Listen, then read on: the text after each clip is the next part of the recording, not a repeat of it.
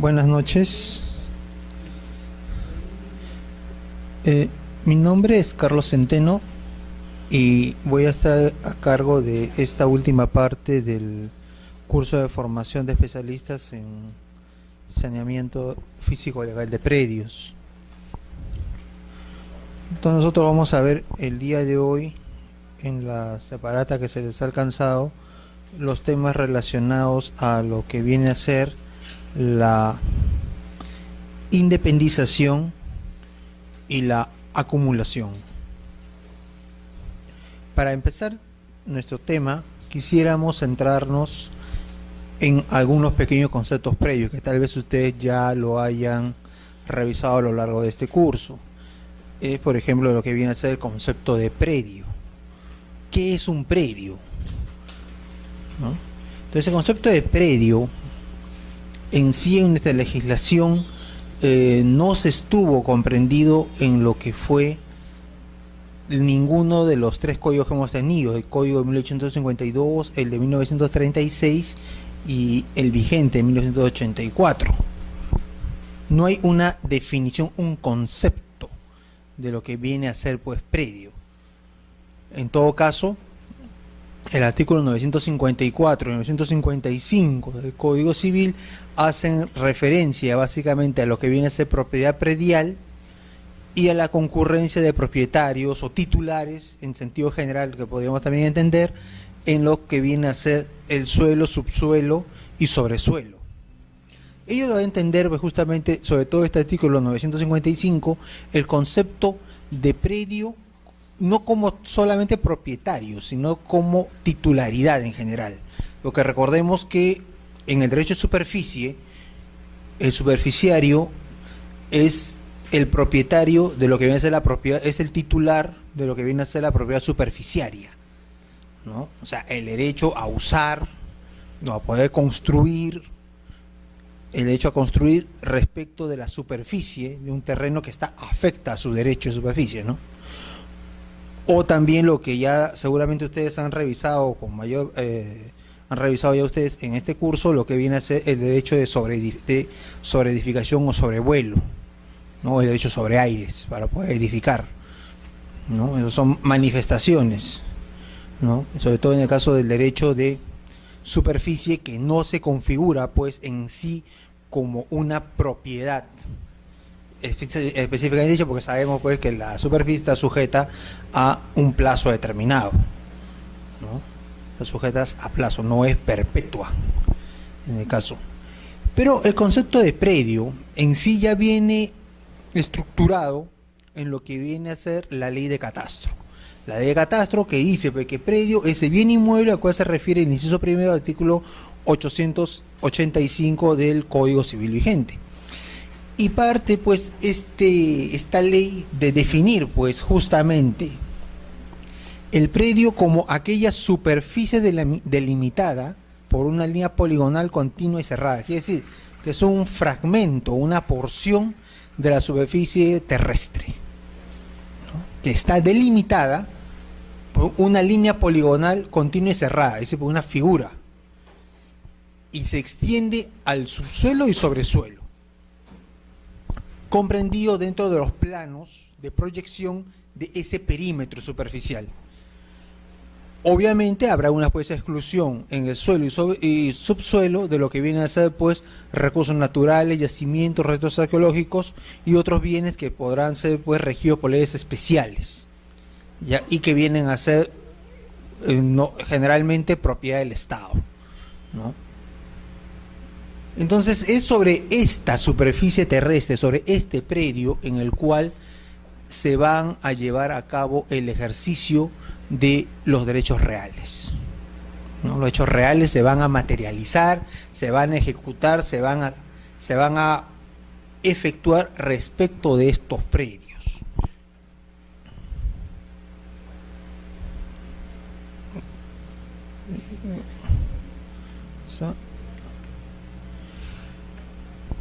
¿Cuál es la organización de registro? La organización de registro, en cuanto a lo que viene a ser ya el registro de predios o anteriormente llamado de propiedad inmueble, se basa pues en una norma base que está comprendida en el numeral cuarto del primer párrafo de lo que es el título preliminar del Reglamento General de Registros Públicos, que dice que por cada bien se abrirá una partida independiente en donde se extenderá la primera inscripción de aquellas, así como todos los demás actos y derechos posteriores relativos a cada uno. Entiéndase de que en este caso esta definición del reglamento general es aplicable a todo lo que sea registro de bienes, ¿no? O sea, dentro de lo que es la división de registros, ¿no? En lo que viene a ser la doctrina, tenemos lo que son los registros de bienes, el registro de personas, el registro de contratos, el registro de datos causales. O sea, hay una diferente clasificación de lo que viene a ser los registros. En este caso, los registros de bienes, llámese registro de predios, registro vehicular, registro de embarcaciones pesqueras, registro de naves y aeronaves, etcétera, se sustentan ¿en qué? En la existencia de un bien, de un elemento determinado, ¿no? Entonces, este tipo de bienes, para este tipo de bienes, para cada uno se debe abrir una partida registral. Y nuestra norma ya específica para registro de predios está pues en el artículo 2 del reglamento de inscripciones, en la cual señala pues que en el registro de predios se inscriben todos los actos y derechos que recaen sobre los predios y que por cada predio, según el artículo 4, se va a abrir una partida independiente en la cual se extenderán todas las inscripciones. Esto es pues lo que viene a ser el principio de especialidad, ¿no? El principio de especialidad en la cual se señala que por cada acto, por cada bien, por cada contrato, por cada acto causal o por cada persona se va a abrir una partida para los efectos de que haya una organización individualizada, ¿no? Y entre nosotros lo que esto ya se manifiesta es en la técnica del folio real, que es la manifestación concreta. El principio general es la especialidad. Por cada bien, por cada objeto, una partida independiente, separada y distinguible de las demás. Técnica del folio real específicamente para lo que vienen a ser predios. ¿Por qué tiene que ser una técnica específica? ¿Por qué? Porque también existe otra técnica, que es la técnica del folio personal, que es la forma de organización de registro de predios en función del titular, de la persona, no del predio. En este caso, en un registro que haya asumido la técnica del folio personal, la organización de registros se hace en función de la persona. Es decir, en este caso, los predios se van a organizar en función del propietario. Por ejemplo, de Carlos Centeno. Carlos Centeno abrirá pues una partida si tiene un inmueble. Si adquiere otro, en la partida abierta para Carlos Centeno se incorporarán ese nuevo bien. Y así sucesivamente. Puede que Carlos Centeno solo tenga un bien en toda su vida. Ese único bien será el inscrito a favor suyo.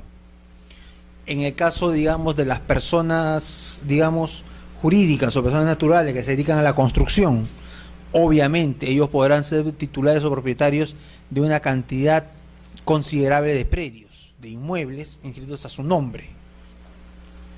En ese caso, la búsqueda o la determinación de las partidas, de la ubicación de los predios, tendría que ser muy complicada. ¿Por qué? Porque yo tengo que partir de buscar cuál es si es que primero Carlos Centeno tiene predios, y si tiene predios, cuál es el que a mí me interesa, respecto de cuál tengo yo un interés. Así es como se organizaría un sistema basado en la técnica de folio personal.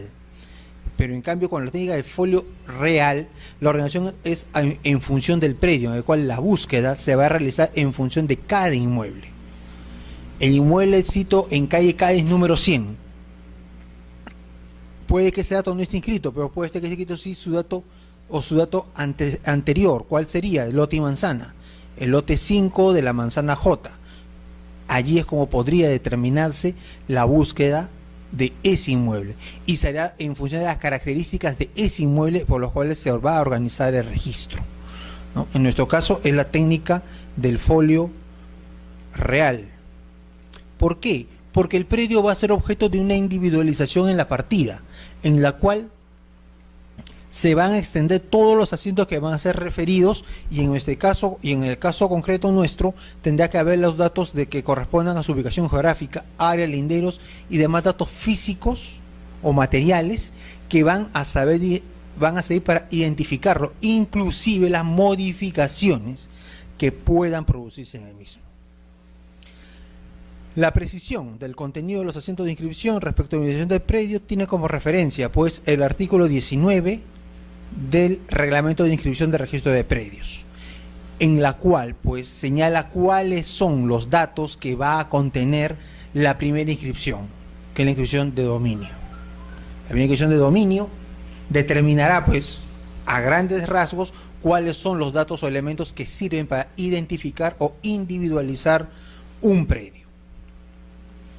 Así pues, es por decir que llegamos de que los predios pueden tener o pueden sufrir modificaciones, variaciones en función de distintos criterios.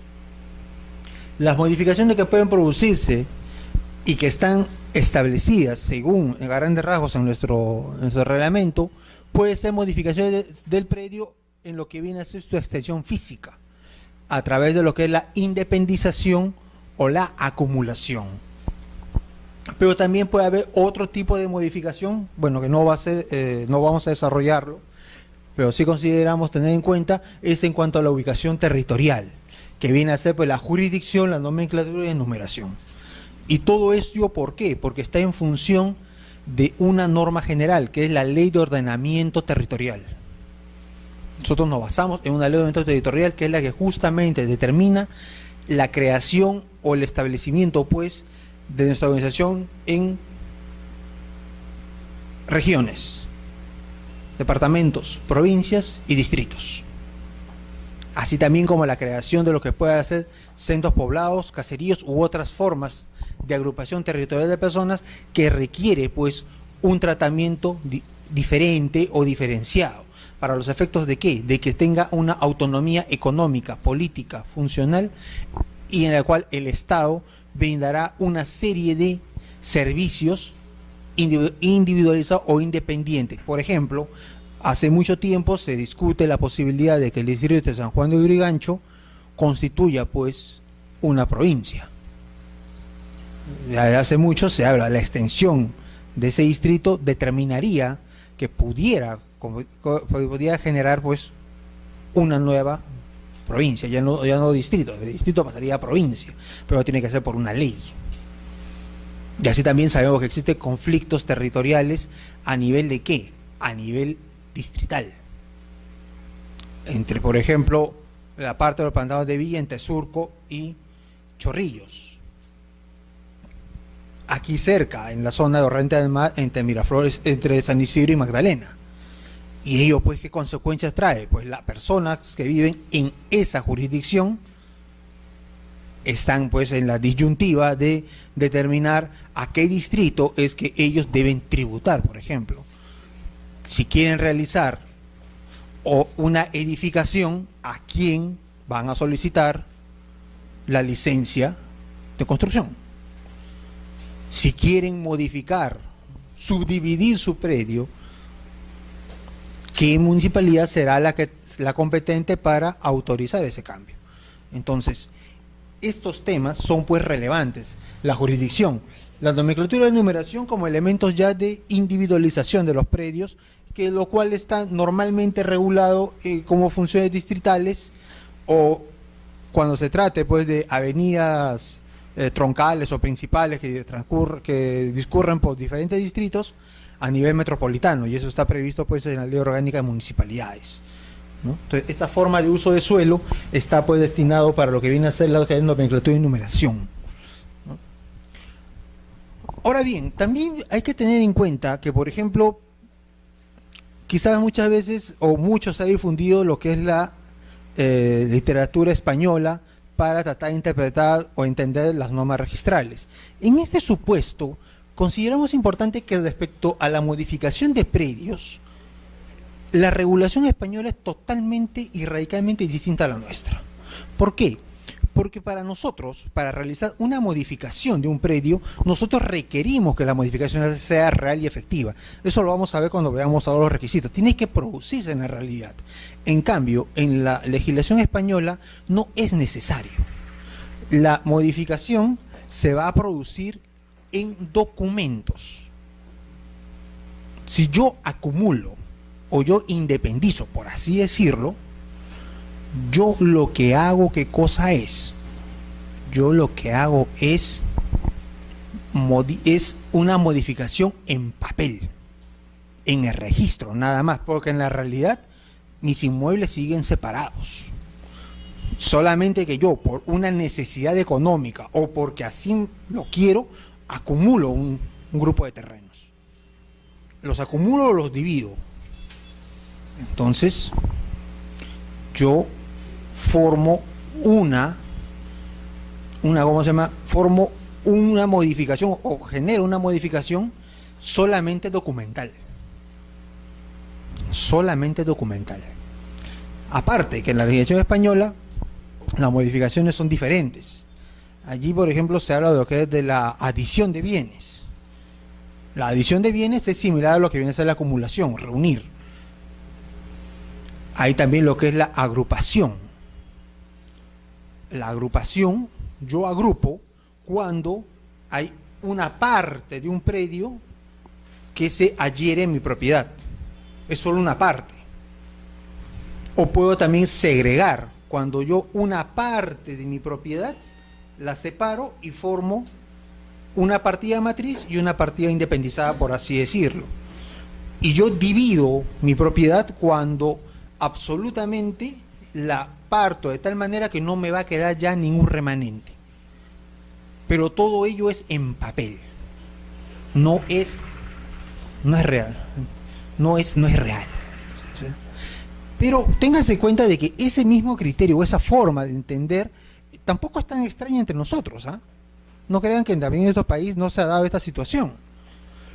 Por ejemplo, y el caso concreto, si se trata de un patrimonio familiar, ¿cuál es el supuesto para que yo pueda constituir un patrimonio familiar? Que yo destine el bien para qué. ¿Cuál es el fin que debe tener el inmueble que está afectado a un patrimonio familiar?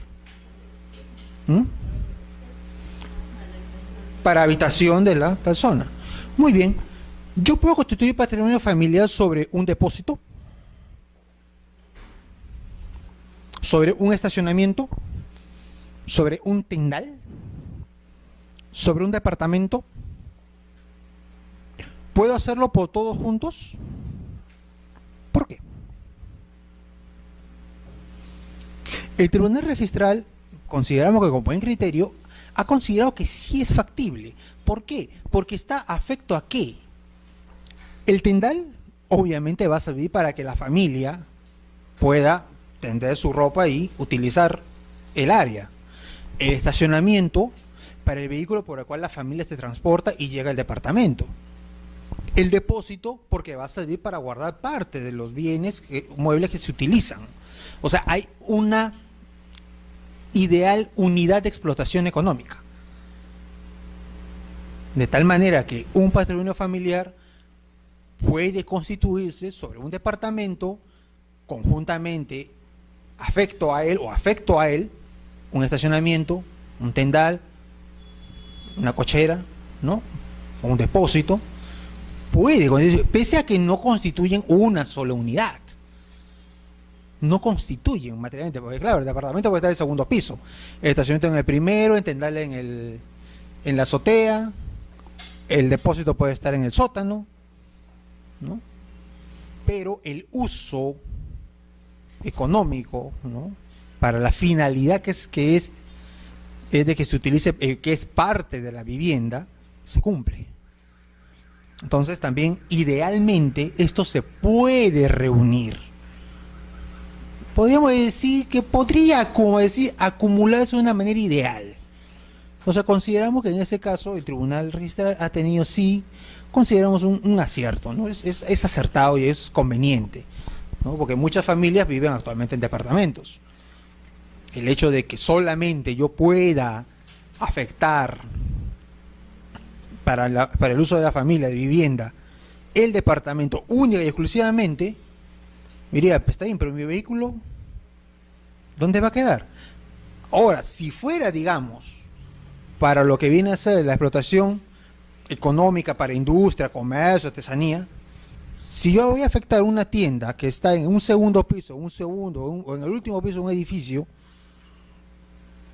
¿el estacionamiento me va a ser necesario? Pero por supuesto que sí. ¿Dónde van a estacionar mis clientes?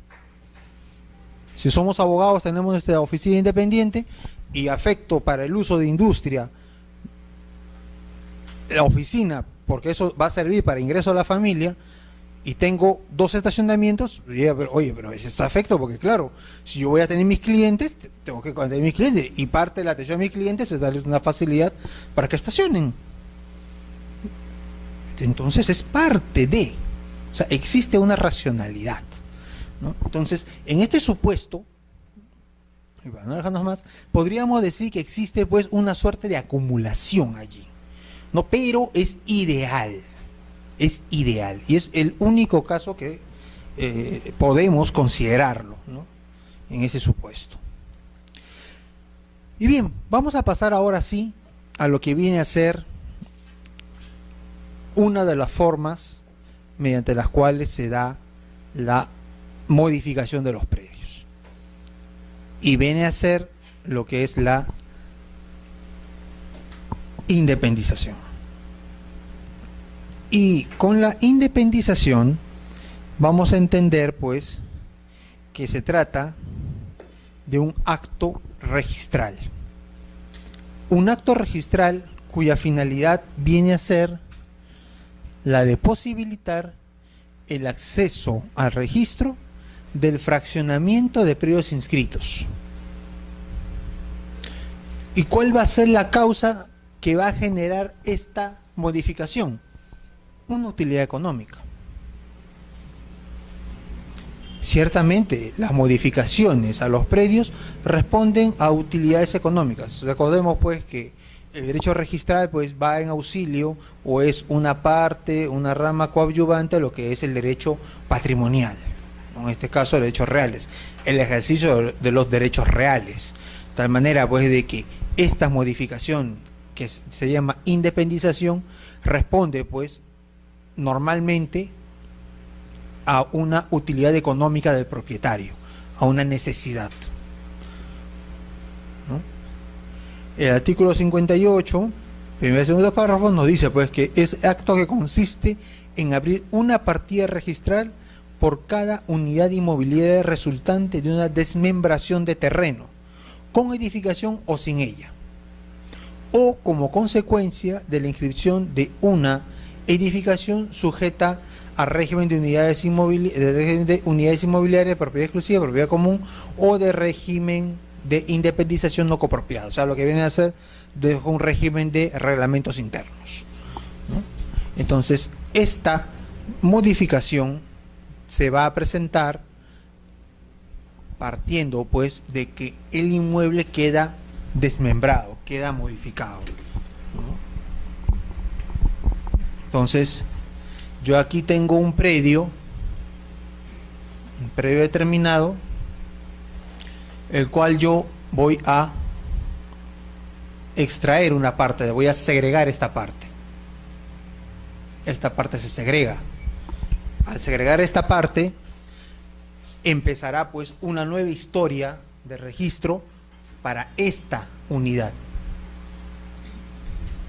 Si esta era la partida, digamos Z, esta constituirá pues la partida Y, una partida Y totalmente diferente, en la cual contaremos pues con todos los datos: antecedente registral, la descripción de este inmueble, el título de propiedad, los gravámenes y cargas que puede estar ya pesando sobre este inmueble, ¿no? Porque las cargas que están afectando a este inmueble matriz se trasladarán pues a esta nueva partida, y también lo que vienen a ser pues aquellas inscripciones de rubro que se ha venido a llamar de otros, que viene a ser como una suerte cajón desastre de aquellas inscripciones que no puedan inscribirse o no puedan extenderse en los rubros anteriores, ¿no? Entonces ahí habrá pues aquellas inscripciones que no constituyan ni título de dominio, ni gravámenes o cargas, ni descripción del inmueble, ¿no? Estos tipos de actos, bueno, ya vendrán determinados en función de la necesidad, del tipo de acto que vaya a registrarse, ¿no? Ahora bien,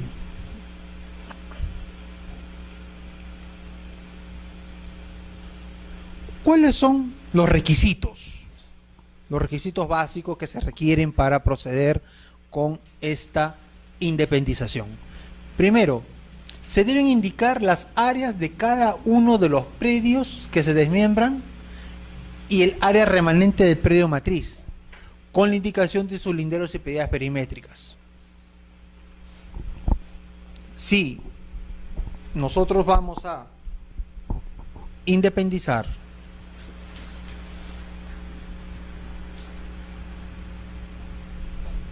de este predio, digamos de 500 metros cuadrados, un área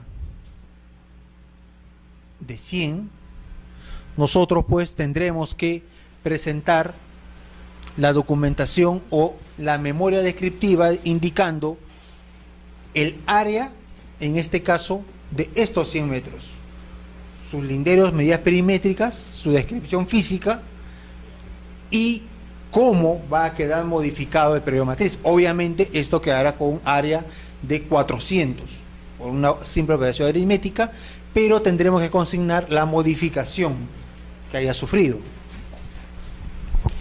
Y también esto tendrá que estar plasmado o también tiene que verse en función de que se presenten pues sus planos de independización y de localización.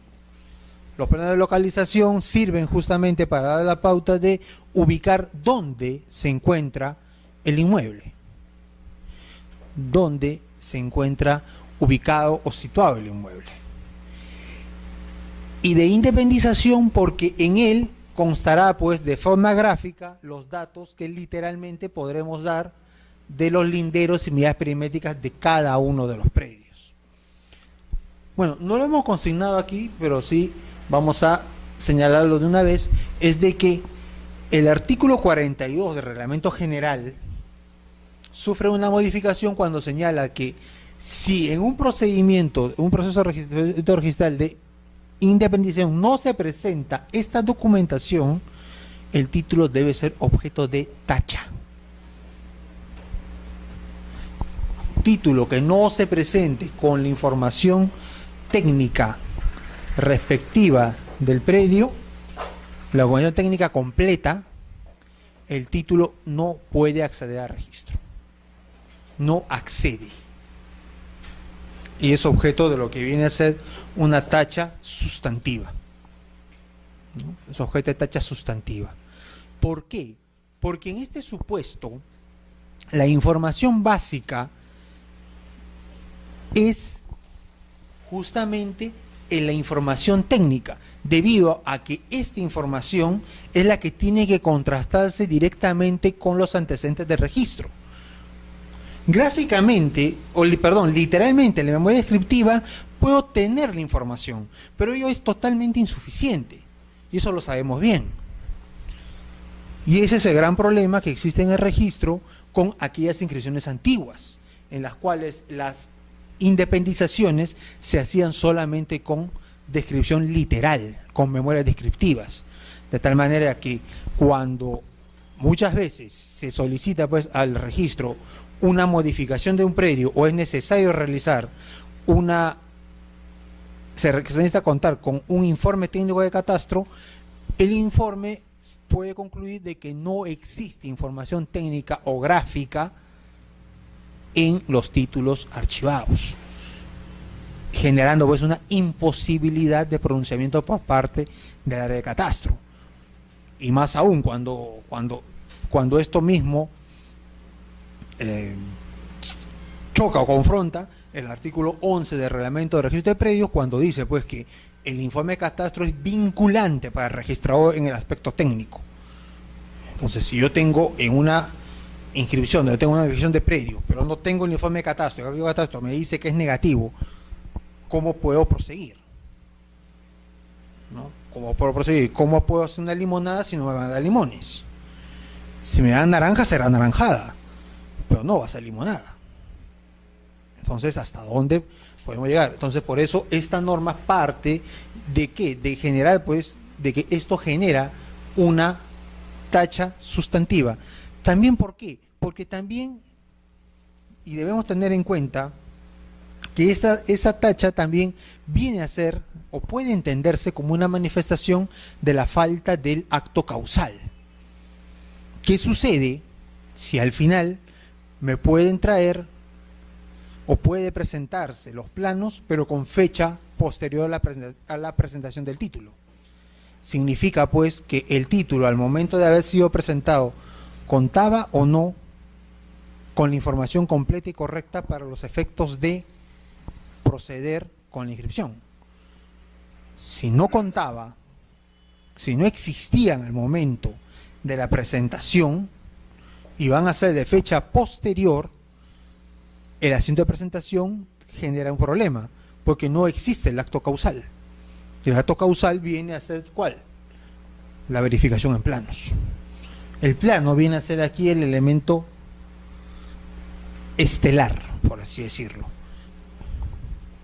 Si no hay planos, si se presenta solamente la memoria descriptiva, la indicación de líneas y medidas perimétricas, entonces el título es objeto de tacha sustantiva. Y como les repito, en el artículo 42, inciso E, es donde está previsto esta tacha cuando no se ha adjuntado el plano de ubicación o el plano de independización, cuando no se adjunta, ¿no? Además, vamos a dar breve lectura a esa parte del reglamento que lo tenemos aquí. A ver, un segundo.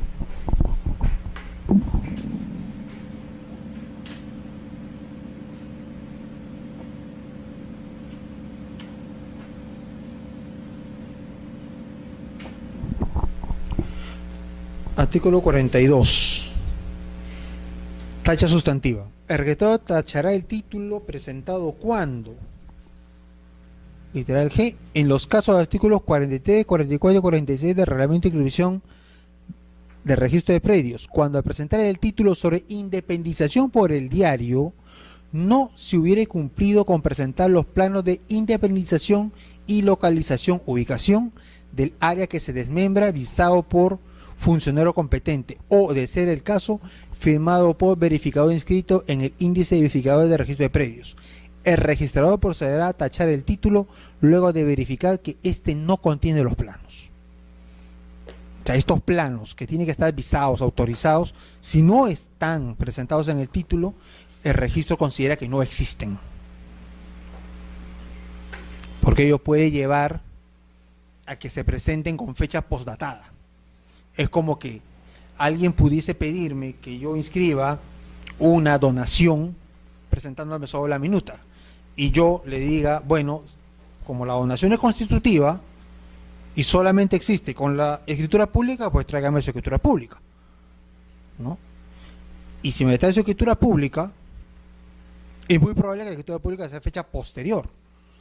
Entonces la donación nunca existió cuando se presentó el título se presentó el día primero, se observa el día segundo y se subsana el día 10, con una escritura pública del día 8. Quiere decir que esa donación existió desde el día 8, no desde el día primero. Genera un problema. Entonces, en ese supuesto, ya el registro ha optado por considerar que si no se cumple con ese requisito esencial, simplemente es una tacha. En el caso de una donación, es evidente que la tacha es per se, porque el 1625 señala pues que la donación de inmuebles se hace por escritura pública bajo sanción de nulidad. O sea, no hay otra manera de poder hacer una donación que no sea por escritura pública, ¿no? Y también deben adjuntarse los documentos exigidos respecto de cada tipo de predio que pueda presentarse, ¿no? ¿Cuáles son las excepciones que se consideran en las independencias? ¿Qué excepciones pueden presentarse? La primera está contenida en la 7ª disposición transitoria del Reglamento de Inscripción de Registro de Predios. El caso es el siguiente, dice: de estar inscrita una parcelación, una subdivisión o una recepción de obras sin que se extendieran las independencias correspondientes, estas procederán en mérito de ¿qué? Del título archivado, siempre que se encuentren los planos establecidos. O sea, yo puedo solicitar una independización sin presentar planos, sin presentar documentación técnica o incluso sin memoria descriptiva, solo si en el título que generó la parcelación, la subdivisión o la recepción de obras tengo la información de la unidad inmobiliaria que quiero independizar, ¿no? Ya cuenta en el archivado, pero por X razón no se solicitó la independización, o X razón, ¿no? Pero ya se encuentra dentro del archivo, quiere decir que eso ya fue objeto de una verificación. Se puede entender que ya fue objeto de una verificación, de una revisión, salvo que haya habido una reserva. Nosotros sabemos que todo título que es presentado se puede formular la reserva de inscripción de actos que sean separables. Puede ser que la independización de este predio respecto a otros actos haya sido un acto separable que no perjudicaba o entorpecía la inscripción de otro acto, de tal manera que podría haber sido reservada su inscripción, lo cual significa que al momento en que se vaya a revisar esta parcelación, al instante en que se pida, recién va a ser calificada. El hecho de la reserva de inscripción significa que el título o ese acto no va a ser objeto de calificación. Se calificará cuando se solicite, pero ya no tendrá que pedir la documentación técnica, pero sí tendrá que ser calificado.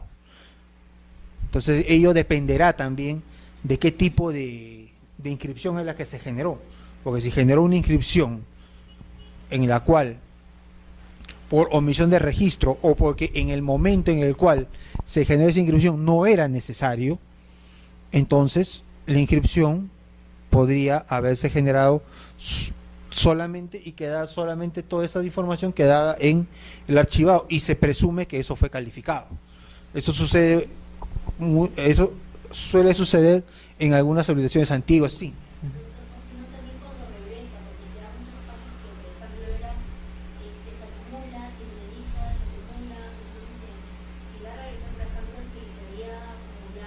Uh-huh. Luego se independiza, luego se acumula, luego se quiere de nuevo independizar, entonces como se dice, lo va a regresar, va a tomar a su claro, ese es otro supuesto, ¿no? Sobre todo en el caso, pues, justamente de que haya en el caso de la acumulación, ¿no? Ese supuesto que lo hablamos cuando hablamos de acumulaciones, ¿no? Cuando yo tengo unidades inmobiliarias que están independizadas, pero yo quiero acumularlas todas y volver a lo que fue lo anterior, ¿no? Ese es el supuesto, ¿no? Ese es el supuesto, ¿no?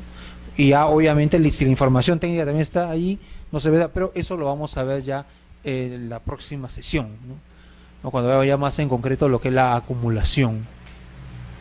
Pero estos supuestos, como le digo, este primer supuesto solamente se basa en ¿qué? En que yo tengo la información técnica del título archivado.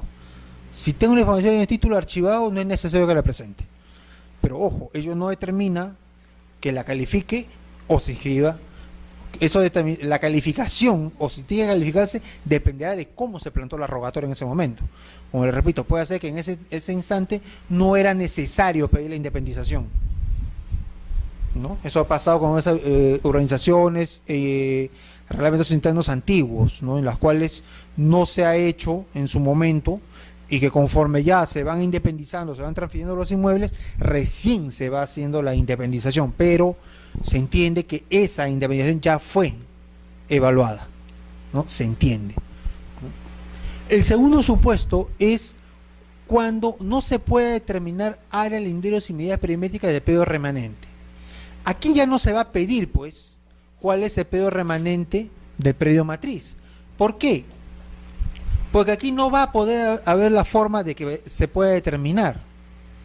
En este caso es suficiente presentar el plano del predio que se va a independizar, del pequeño, de 100 metros, en este ejemplo, visado por funcionario competente. La imposibilidad técnica debe ser determinada por el área de catastro, ¿no? En el área de catastro se ha identificado que existen determinados predios en los cuales, como a través del tiempo se han venido dando distintos tipos de modificaciones a los predios, acumulaciones, subdivisiones, parcelaciones, fraccionamientos, que ya no es posible determinarse cuál es la poligonal del área remanente, no puede determinarse. Si Catastro determina que ello no puede hacerse, entonces no hay razón para solicitar el plano perimétrico. No hay razón. En ese supuesto, para evitar justamente pues la tacha, y si ello se conoce, entonces tendrá pues que señalarse así.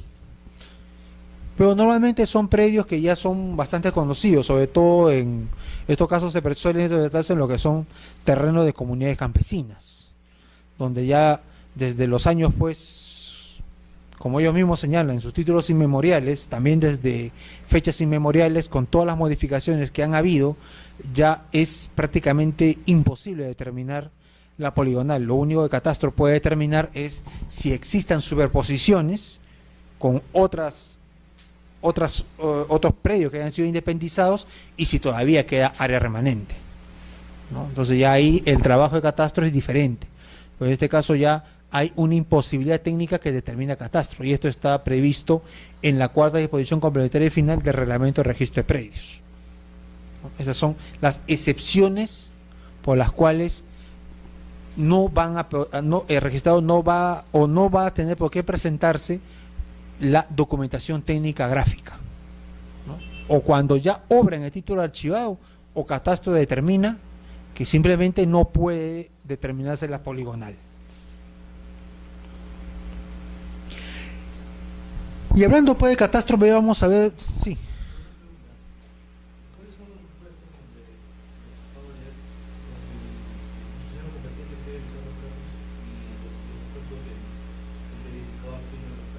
No, eso ya dependerá de cada caso, o sea, según el tipo de independización que sea. No puede ser predios urbanos, o predios rurales, o predios rústicos. Eso ya dependerá de qué tipo de predio se trate, y en la cual se determinará pues cuál va a ser el funcionario que va a avisar esos planos. ¿Mm? No, pues es la naturaleza del predio. La naturaleza del predio va a determinarlo, ¿no? Eso ya es casuístico. O sea, no es una respuesta que pueda ser, no, es casuístico, es dependiendo qué tipo de predio se trate y cuál va a ser su situación, ¿no? Por eso ya estos casos son ya básicamente casuísticos. Por ello que la norma también se pone en el supuesto de que será pues el que sea competente, ¿no? O sea, no podemos decir específicamente cuál. Dependerá, en este caso, del tipo de predio. En este caso, y retomando, cuando hablamos de área de catastro, el área de catastro pues debe entenderse, pues el catastro en sí es el inventario de todos los predios que tiene una finalidad multipropósito, que es la suma de todos los predios contiguos que conforman el territorio de la República. ¿Cuál es el uso multipropósito?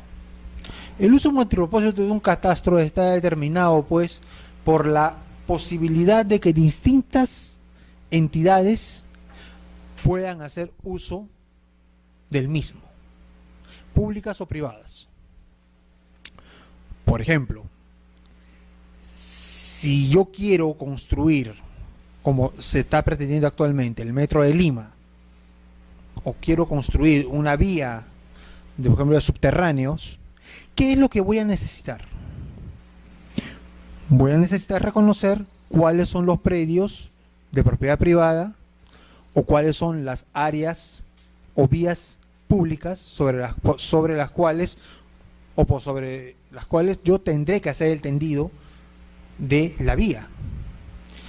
Y ello me demandará pues el conocimiento de ¿qué? El conocimiento de, por ejemplo, el cableado de las empresas eléctricas. ¿Cuál es la red de tuberías de agua y desagüe de la ciudad? Entonces, son pues todas estas entidades las cuales que tienen que brindar esa información al catastro. De tal manera que si un empresario decide hacer este tipo de vía, tendrá pues, no solamente sabrá quiénes son los propietarios de los predios que podrían ser afectados o que tendrían que ser materia de expropiación para llevar a cabo el proyecto, sino también conocer de por sí por dónde pasan todas las vías, porque ese es el principal problema. ¿Por qué demoró tanto la construcción de Metropolitana en Lima? Sobre todo en las partes de ciudad que no era la zona de vía expresa. Porque los ingenieros a cada instante se topaban con ¿qué? Con una red de cañerías, tuberías, que nadie sabía de quién era. O era de telefonía, o era de luz del sur, luz del norte, o había una tubería de agua y desagüe que ni la misma empresa de agua sabía que existía. Y no estaba a distintos niveles. O sea, un catastro justamente alivia todo eso. Por eso es multipropósito. Si una municipalidad necesita conocer cuáles son determinados tipos de predios en los cuales se presenta un conflicto de competencia con otra, pues simplemente va al catastro y se determina y se delinea cuál es el ámbito territorial y todo se resuelve fácilmente. El catastro tiene esa finalidad de ser pues ese uso multipropósito. En este caso, el informe de catastro va a recaer o emitirá su informe técnico previo para proceder a independizar predios no lotizados. Y esto está previsto en la directiva que regula pues la actuación del catastro y su vinculación con el registro, que viene a ser la resolución 296 de 2004, que aprueba la directiva 08-2004. Esta es la norma por la cual se determina pues cuáles son los actos que son de competencia o que requieren la intervención del informe de catastro. Y como siempre pues este informe de catastro siempre tiende a ser ¿qué? Vinculante para el registrador. Pero nuestra realidad siempre pues nos indica de que catastro, debido a que no todos los bienes están catastrados, genera pues la situación en la cual el catastro está en constante actualización. Es por ello que este propio reglamento señala la obligación del registrador de informar de toda modificación física inscrita. Debe ser puesta en conocimiento al área de catastro, haya habido un informe técnico o no, eso no va a ser relevante. Pero si el registrador va a inscribir una modificación a un predio, pues deberá hacer la comunicación respectiva al área de catastro. Para que el catastro tome nota y pueda en su momento incorporar la información técnica, si así lo considera, a su base gráfica.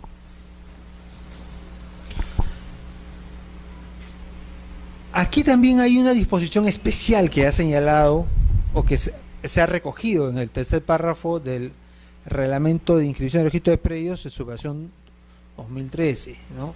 Que es que si por falta de elementos técnicos de registro se señala expresamente en el informe técnico que no se puede determinar de forma indubitable si el predio en materia de independización está comprendido dentro de otro independizado o si todavía no se encuentra en la matriz, no constituye impedimento para la independización del predio.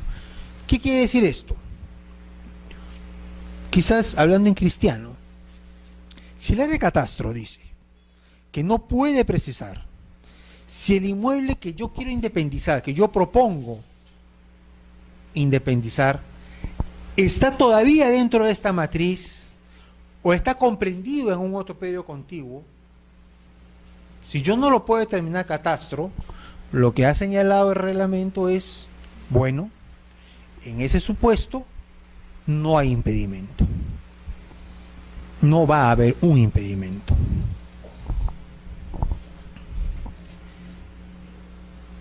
Y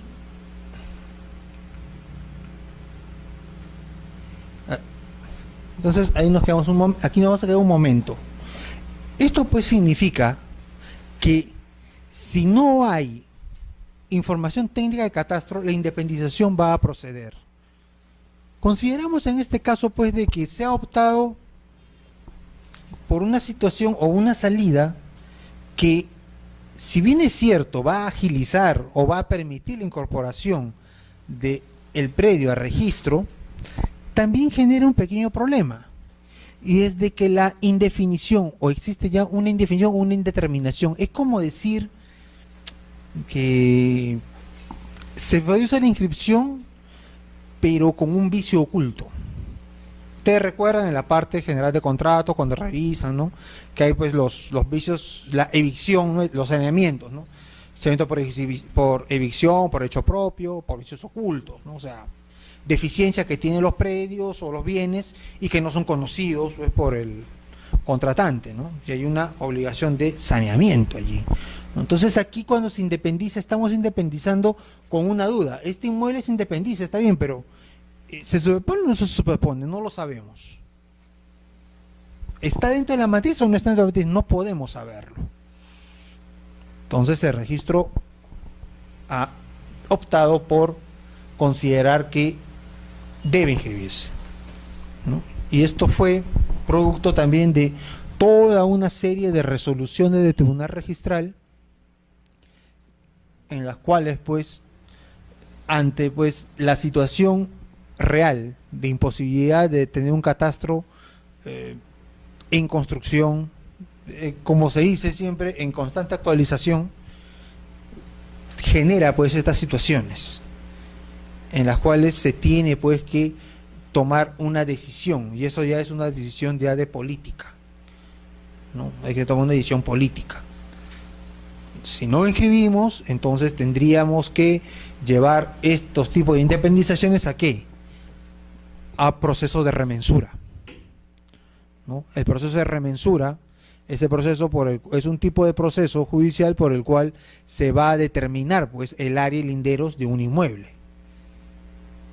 Remensura por la remedición, o sea, hay que remedir el inmueble, ¿no? Eso se llama la remensura, ¿no? Ese es el proceso de remensura, y ello estaba contemplado, estuvo contemplado pues en el antiguo reglamento pues de 1936, en las inscripciones del año 36 hablaba pues del juicio de remensura en los casos en los cuales no se podía pues establecer linderos y medidas.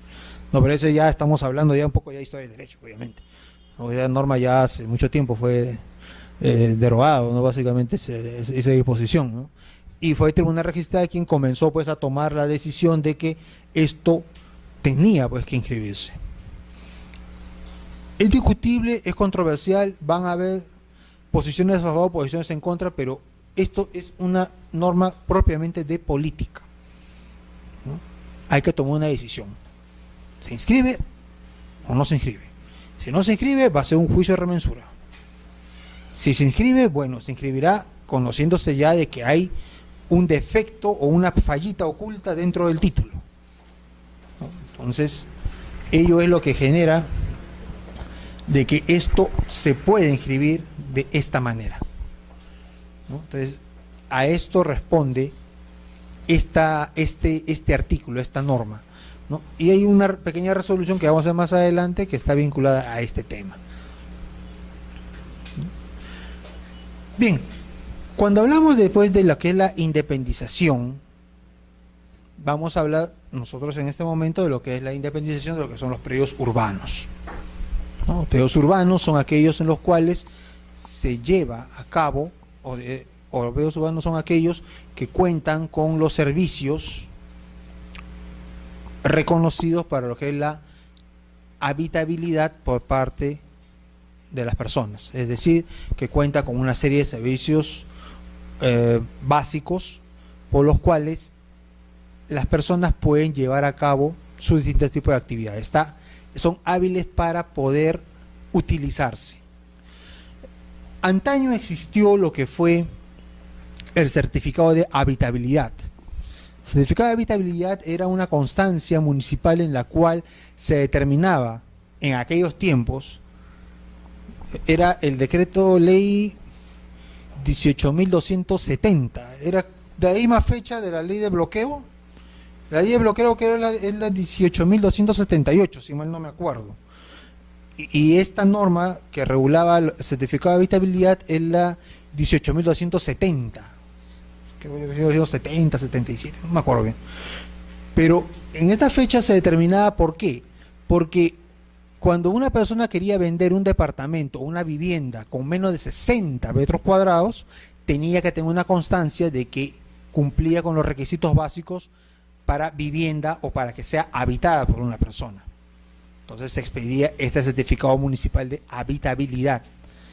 De tal manera que incluso la propia ley que lo creaba decía de que si no se acompañaba el contrato era nulo. Si mal no me acuerdo, o sea, decía era nulo o no podía inscribirse en todo caso. No podía inscribirse ese contrato sin el certificado de habitabilidad. O sea, este concepto de que el predio urbano cuenta pues con una serie de requisitos que permiten que las actividades que la persona pueda utilizar como vivienda o para los fines que sean reconocidos. En el caso de un predio urbano, lo esencial que se va a presentar es lo que se llama el FUU, ¿no? Formulario Único de Habilitación Urbana, el anexo F, ¿no? Es el FUU. Este FUU viene a reemplazar lo que es la resolución municipal de subdivisión, ¿no? Pero en el registro aún seguimos inscribiendo, aún se sigue inscribiendo las resoluciones municipales de subdivisión. ¿Por qué? Porque las municipalidades, muchas de ellas todavía no se acogen o no cumplen y no hay forma pues de que el registrador pueda exigir que tenga que ser el FUU. No hay forma todavía. Es algo parecido a lo que sucedió en su momento con la acreditación de los pagos de los impuestos predial de Alcabala, ¿no? Sobre todo con el impuesto predial. Cada municipalidad, al ser autónoma, simple y llanamente disponía como bien quería, ¿no? La acreditación en aquellos tiempos generó pues un caos terrible en el registro. Todos los títulos casi se iban observados y a la tacha justamente porque no podían acreditar el pago, ¿no? O sea, fue un tiempo caótico, ¿no? Porque cada municipalidad, al ser independiente, autónoma, puede que incluso hasta no esté comprendido dentro de su tupa. Entonces genera pues este tipo de problemas, ¿no?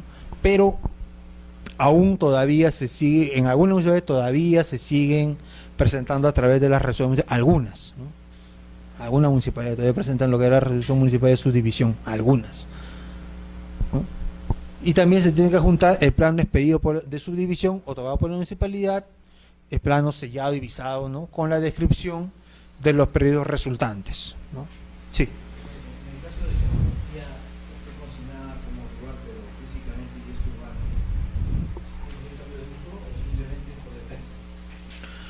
Bueno, ese ya no es, eso simple y llanamente es de que si está inscrito como rural y en la realidad es urbano, o sea, esa es la realidad de Lima, ¿no? Sobre todo en los conos, esa es la realidad.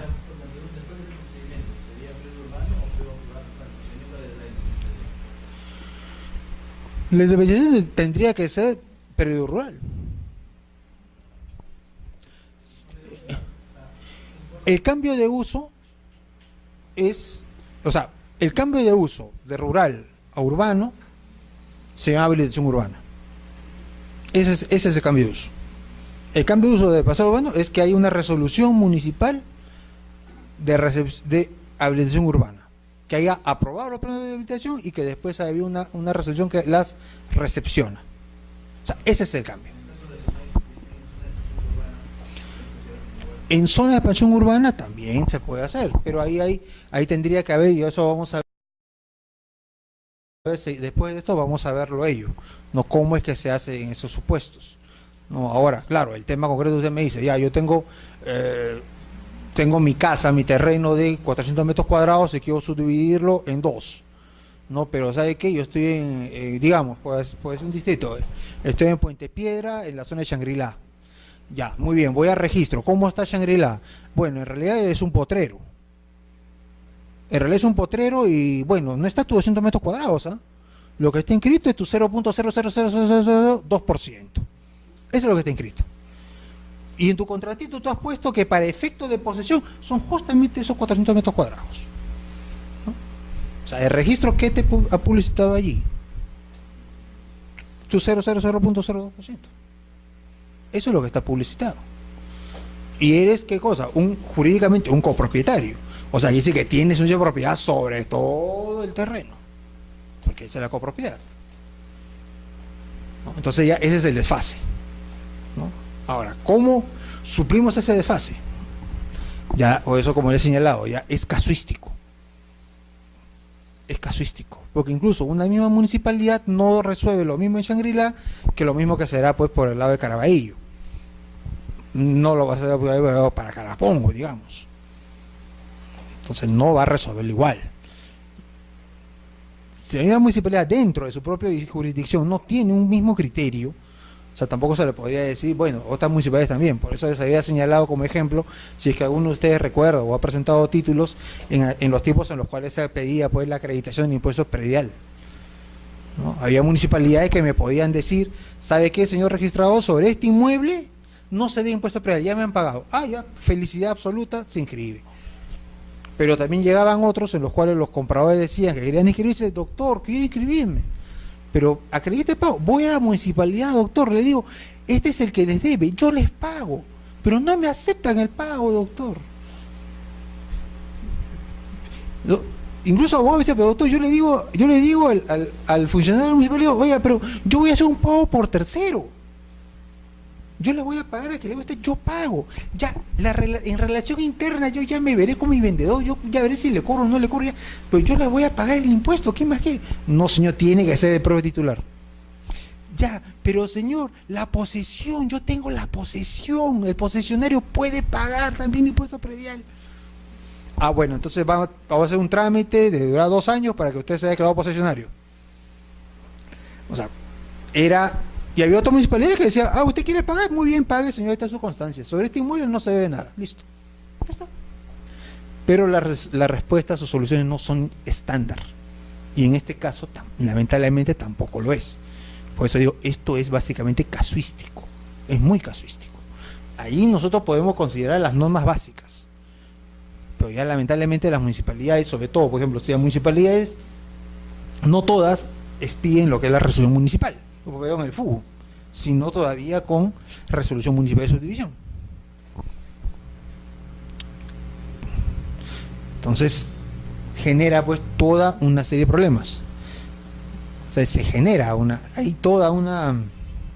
es un círculo vicioso que no hay por dónde cortar, porque ya no es algo que depende del registro. El registro exige lo que justamente esta modificación se da en función de que la ley de edificaciones urbanas, ¿no?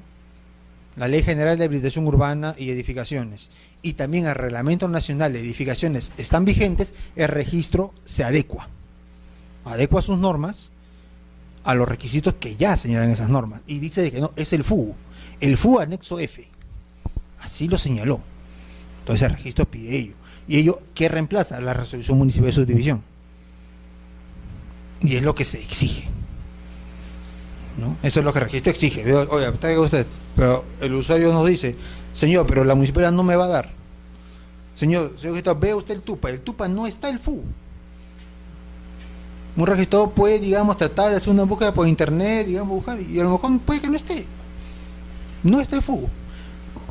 Aparte también de que si es que lo que está en internet será pues la información actualizada del TUPA, que tampoco lo sabemos. Entonces estos datos de informalidad pues generan una serie de, pero el registro solicita en estos casos lo que señala las normas vigentes. En el caso, por ejemplo, de los planos y códigos catastrales o la constancia negativa de catastro, que está regulado en 0089 JUS, Ello también respondía a qué, a la necesidad de que justamente se solicitaba de que el catastro municipal actualice siempre su información. Esa es la razón de ser de este requisito, la obligación de que la municipalidad actualice su registro, su catastro, perdón, su catastro se vea siendo actualizado. Yo quiero modificar mi inmueble, muy bien, municipalidad, dame mi código de plano catastral. No te digo cuánto me vas a cobrar, porque yo te digo de que tengo que presentarlo y tengo que presentarlo, punto. ¿No? O sea, ¿y ello a qué lleva? A que justamente se entienda de que tiene que haber esa obligación. Y ya después ya ha sido la práctica la que ha agregado la constancia negativa catastral. ¿Por qué? Porque puede ser que la misma municipalidad no sabe qué, sobre esa zona no tengo catastro. Como tengo catastro no te puedo dar ninguna información. Ojo que la ley, este decreto no considera la constancia negativa. El decreto no considera constancia negativa. El decreto supremo 089 dice, se pide el catastro, la municipalidad debe pedir su código de plano catastral en el caso de subdivisión, se tiene que presentar. Eso es lo que nos dice. Pero la constancia negativa ya ha salido también de la práctica y también del tribunal registral, que tuvo que reconocer de que ¿cómo le podemos pedir al usuario algo que la misma entidad no le quiere dar? ¿Cómo le frenamos la inscripción? El propio Estado no cumple con el Estado. Entonces se tuvo que tomar también una decisión, y en las 3 versiones que ha tenido el reglamento de registro de predios ha estado considerada la constancia negativa, que no está obviamente en el decreto supremo, pero se puede inferir del mismo. En el sentido de que si la propia entidad que es obligada a dar señala que no puede hacerlo por X razón, se está basando en la norma. Entonces ya asume la responsabilidad de no expedir el certificado y el código y plano catastral. Como dato, cuando existe el código de plano catastral, debe constar el área construida. Eso lo señala. Si, por ejemplo, en este caso existe una fábrica a este nivel, el plano y código catastral de esta de 100 metros deberá hacer referencia al área construida. Ojo, no tiene que describirla, solamente hacer referencia. Hace referencia que sobre esta área de 100 metros cuadrados existe, por así decirlo, 30 metros cuadrados de área construida. Nada más. Hará esa referencia, ¿no? ¿Por qué? Porque ya se presume que en el registro se cuenta pues con la información de la fábrica, ¿no? ¿Por qué también se dio esta norma de 0289? Porque hasta mediados de los 80 hubo también una campaña muy agresiva para lo que fue la formalización de construcciones, sobre todo a nivel municipal. Cuando eso lo aprobaba la Municipalidad Metropolitana, hubieron una serie de gestiones en las cuales hacia los años 80, 85 se trató pues de construir y que se regularicen las construcciones. Por ello se consideró de que cuando sale esta norma, idealmente se veía pensado que ya todas las fábricas o la gran cantidad de fábricas ya estarían inscritas, de tal manera que bastaba que el certificado diga solamente el área. ¿Por qué? Porque la información ya la contaba el registro. Presuponía eso la norma. Que al final, como toda buena norma, dicen, ¿no? Presupuso algo que no, lamentablemente, no se fue cumpliendo, ¿no? Lamentablemente, ¿no? Pero queda pues esta obligación de señalar pues el área construida, que está así previsto en el Decreto Supremo 0289. Y finalmente señala, en el caso de que exista la copropiedad, tiene que haber un documento de consentimiento con firma legalizada por notario por aquellos copropietarios que no intervinieron en el trámite municipal, porque es obvio que el FU va a ser otorgado, o mejor dicho, expedido a nombre de quien haya impulsado el procedimiento, el trámite. Entonces no necesariamente tiene que ser todos los copropietarios, o no todos han intervenido por poder. Recordemos pues de que esto no viene a ser o no tiene un carácter dispositivo, estos tipos de actos no tiene carácter dispositivo, sino más que nada de gestión, de administración, ¿no? Por ello es de que cualquiera de los copropietarios puede iniciarlo, pero para su inscripción al registro, para que se haga en forma efectiva la modificación del predio, la independización, se tiene que contar con ¿qué? Con el consentimiento de los demás copropietarios. Porque recordemos que cuando nosotros abramos esta partida, ingresaremos un nuevo dominio. Y el dominio va a ser de todos los copropietarios. Y en ese supuesto, sí estamos haciendo una modificación al derecho de propiedad. Porque distinto es que yo sea dueño de 500 metros cuadrados a que aparezca como dueño de dos predios, uno de 400 y uno de 100. Está también dentro de mi facultad o mi potestad como copropietario aceptar o no esa decisión. El registro parte de que el copropietario habría intervenido con conocimiento de los demás. Y solamente por ello es que solicita un documento con firma legalizada por notario en el cual se dé consentimiento al trámite iniciado. Nada más. Solamente para efecto de formalización y para viabilizar ¿qué?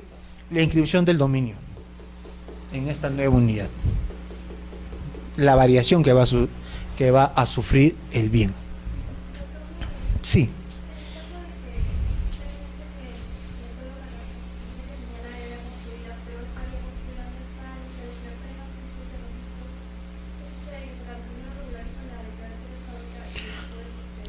Bueno, lo que sucede ahí es de que no habría una forma en la cual el registro pueda decir, ¿sabe qué? Como usted me dice que en su código hay área construida, pero yo tengo acá un lote de terreno baldío, tampoco tengo forma, creo yo, de poder exigirle de que usted regularice la fábrica.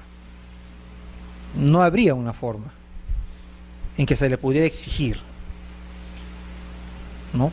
Porque lamentablemente todos estos son actos voluntarios. No habría una forma.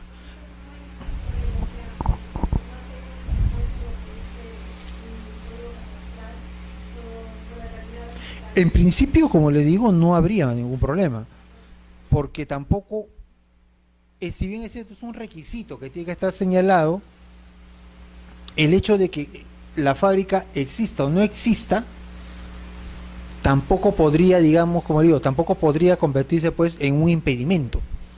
No podría convertirse en un impedimento, ¿no? No puede convertirse no podría, desde ese punto de vista, no podría convertirse en un impedimento, ¿no? O sea, ahí hay una información que está señalada, pero nunca se inscribió, nunca se regularizó. ¿Puedo exigirle que regularice en ese momento para una subdivisión, una modificación? En principio no, pero tendría que verse ya la calificación íntegra para ver si ello es o no es relevante. Tendría que tomarse en cuenta dependiendo del tipo de acto, ¿no? Tendría que tomarse en cuenta. Porque si usted, por ejemplo, lo está haciendo y está adjuntando, pues, no sé, una declaratoria de fábrica, ¿no? O se está haciendo, digamos, indicación ya en los propios planos, ya que la existencia de fábricas, entonces ya ahí sí sería distinto, ¿no? O sea, sería diferente, ¿no? Entonces ya son situaciones en las cuales ya el registro no puede, digamos, no puede impedir en este caso, ¿no? No hay una norma que exija, ¿no? O sea, partimos de que toda inscripción es voluntaria, ¿no? Se parte de ello. Y también el registro puede pedir la regularización o la inscripción en determinados supuestos, eso sí es verdad también. Porque digo, dependería en mucho el tipo de acto que estemos hablando en este caso. Hay un par de situaciones que están contempladas en el artículo 60 del Reglamento de Registro de Predios que consideramos importante tener en cuenta. El primer caso dice, si una resolución municipal autoriza la subdivisión de predios que constituyen quintas, ¿no?, cuya definición legal está prevista en la Ley 27157, como acto previo deberá inscribirse el reglamento que corresponda.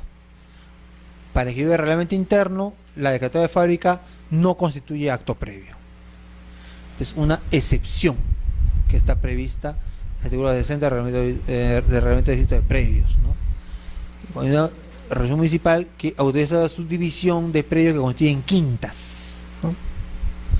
¿No? Las quintas se entendía pues como aquellas viviendas que es con ingreso o acceso a un pasaje común, ¿no? Nuevamente siempre en un primer piso. Y un segundo caso es que no requiere resolución municipal de subdivisión cuando se trata de desacumulación de predios. Siempre que se retorne a la situación primigenia, solo se requerirá se requiere solicitud con firma legalizada del propietario. Cuando se quiera desacumular predios que alguna vez fueron independientes, ¿no? Lo que había señalado su compañera hace un momento, ¿no? ¿En qué caso no se pediría documentación técnica, ¿no? En el caso pues de que se trate de lo que yo no quiero es independizar, sino desacumular. Yo tenía predios independizados y los acumulo, pero después quiero volver a desacumularlos, quiero volver a independizarlos. Ahí a esto ya el reglamento le ha llamado desacumulación, ¿no? Yo lo desacumulo, estaban separados, los acumulo, ahora ¿qué hago? Los desacumulo, pero tiene que volver ¿a qué? A la situación primigenia. Solamente ahí, ¿no? Solamente ahí, no voy a requerir la resolución municipal. Como acto previo, en todo caso, si se autoriza la subdivisión de quintas, o sea, yo veo por la subdivisión que estoy constituyendo o estoy independizando unidades inmobiliarias, todas unidas con un pasaje interno común, oye, ¿sabe qué? Ese es reglamento interno. Ese es un reglamento interno. Y ya, no te pido la fábrica, ¿por qué? Porque tu municipalidad, si tú ya has autorizado, es porque tú has visto la fábrica. Por ello, ya yo no te exijo como acto previo a la fábrica. Entonces, se supone que tu municipalidad, tú has visto ese predio que está constituido por una serie de unidades inmobiliarias con un pasaje de acceso común a la cual todas acceden para salir a la calle, que es una quinta. Entonces, aquí acto previo está bien, tú ves muy bien, pero hazme tu reglamento interno. ¿Por qué? Porque ello va a tener que haber un régimen de uso de ese pasaje común. Eso era lo que antiguamente, si ustedes ven inscripciones antiguas, obviamente, ¿no? Era cuando muchas veces en las quintas se independizaban los departamentos, las unidades inmobiliarias, quedaba el pasadizo común, y sobre el pasadizo común cada propietario de la quinta inscribía su derecho de propiedad sobre el pasaje, y el pasaje era como una suerte de copropiedad con derechos inscritos de todos. Y cuando uno compraba una quinta, un departamento en esa quinta, una unidad en esa quinta, también tenía que comprar su derecho sobre el pasaje común. En algunos solares antiguos de Lima, Miraflores, Magdalena, todavía existe ese régimen, ¿no? Todavía existen algunos, ¿no? Y eso es lo que justamente generó lo que es actualmente, como ustedes ya han visto ya reglamentos internos, ¿no?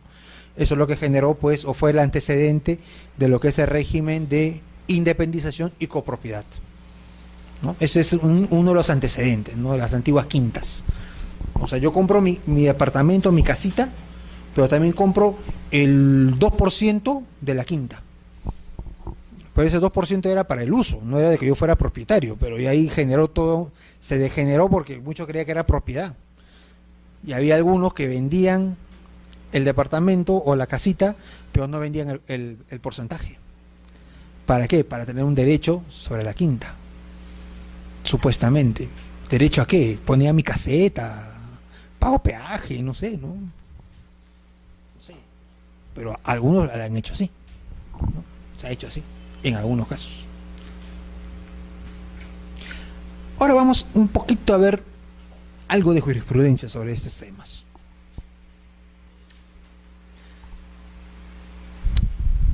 Si aquí una resolución reciente del tribunal, la 705, dice que si el acto material consistente en la resolución municipal que da mérito de independización de un lote no preexiste al asiento de presentación del título, corresponde disponer la tacha sustantiva, conforme al artículo 42, inciso B. O sea, no hay acto causal. Miren, es curioso, porque miren, la propia resolución nos habla de resolución municipal que da mérito de independización de un lote, o sea, subdivisión. No dice con ese nombre, pero se infiere que era subdivisión, era una subdivisión. ¿No? O sea, la necesidad de esto, de que aún se presenten este tipo de resoluciones, lamentablemente aún existe, ¿no? Las autoridades no quieren adecuarse, pero bueno. En este caso, ¿por qué? Porque el acto causal, el acto material, el acto causal, ¿cuál va a ser? La resolución municipal. Está en el tribunal, mediante esta resolución, lo equipara a al mismo nivel de los planos de independización y de localización, que si no se cuenta con ellos, pues simple y llanamente nosotros no podemos proseguir con el trámite, con el procedimiento, ¿no?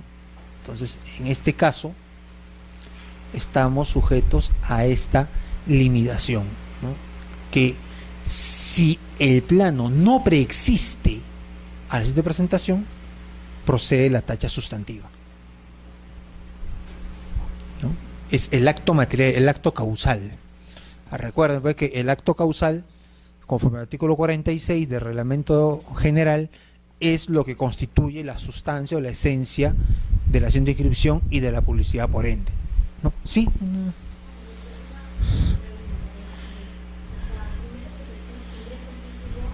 Uh-huh.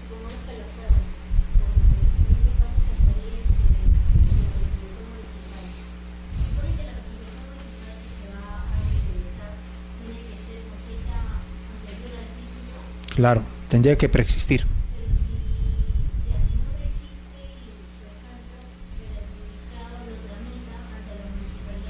Uh-huh. Claro.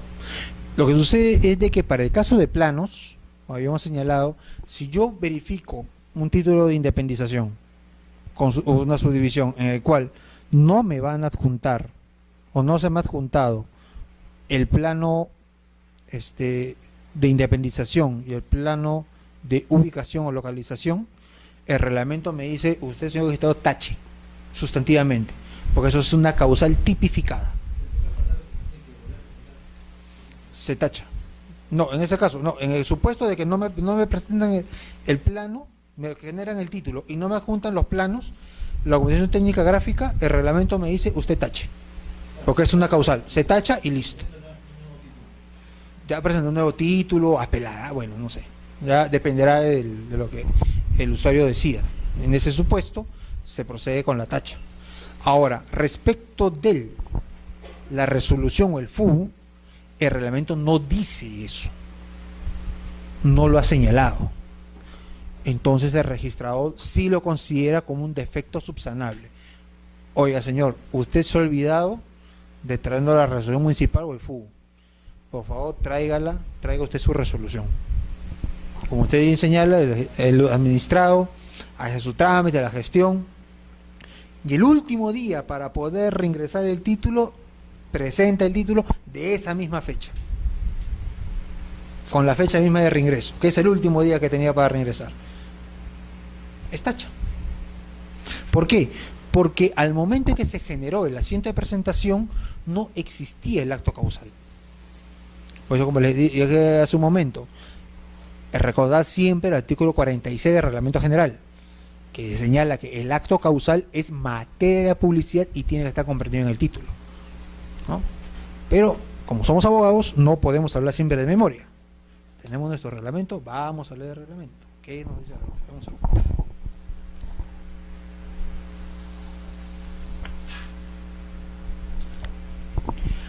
Artículo 46.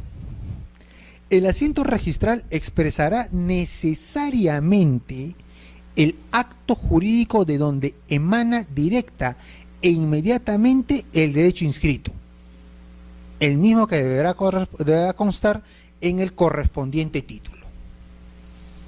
O sea, el asiento de registro, o sea, la inscripción tiene que expresar necesariamente el acto jurídico de donde emana, o sea, el acto causal, el acto material. Y que este es el sustento directo e inmediato del derecho, en este caso del acto inscrito. El acto inscrito de la subdivisión. Su acto material, ¿de dónde proviene? Es de esta resolución. Tiene que preexistir. Si no preexiste, quiere decir que nunca hubo. Nunca existió. La,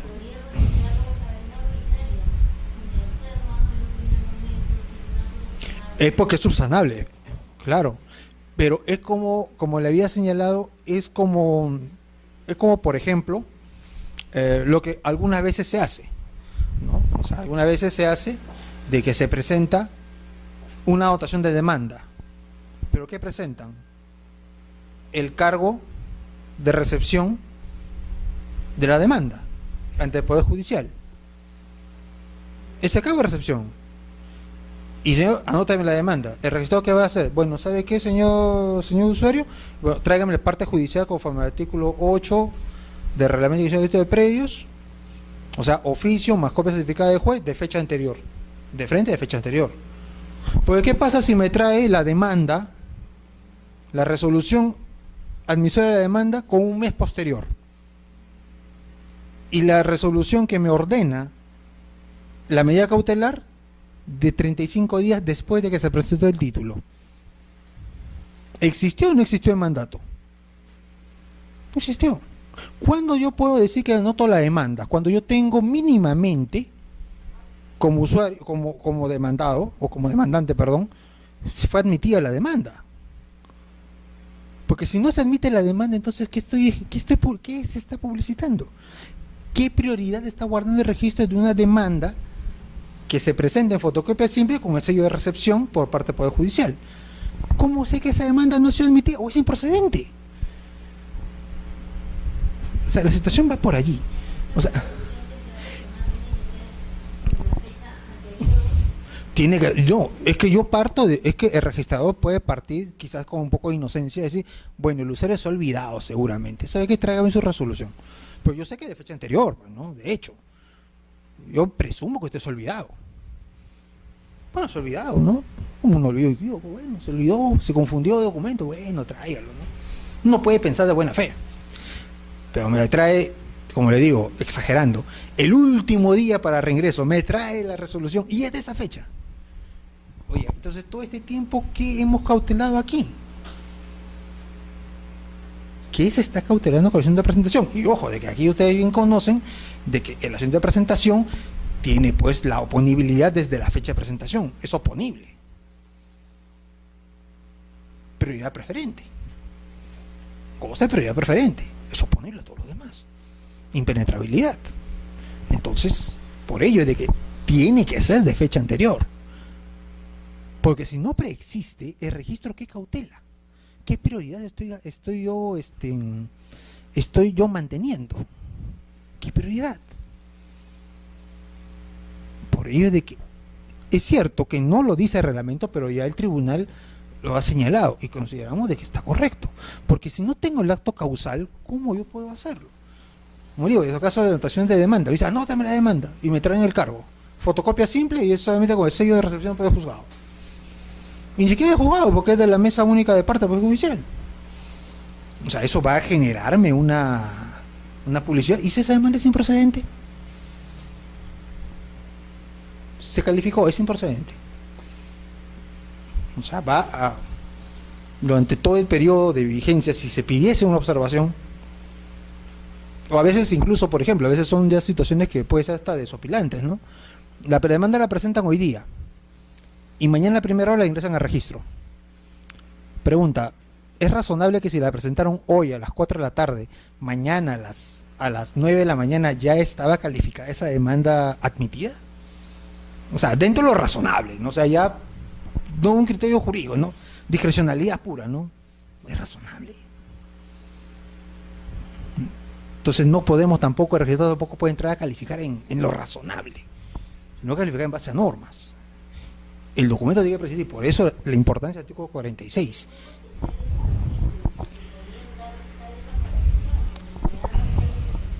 No, por eso digo, el tema es que se puede subsanar, es cierto, pero justamente en este supuesto, esta resolución que ustedes creo que se les ha facilitado, ustedes van a ver que fue justamente una observación. El registrador observa y dice, oiga señor, no ha traído usted su resolución. Después le presentan fecha posterior, ah no señor, tacha sustantiva, esta es fecha posterior. Esto no, el registro ya no puede seguir avalando o dando prioridad a esto, porque es de fecha posterior.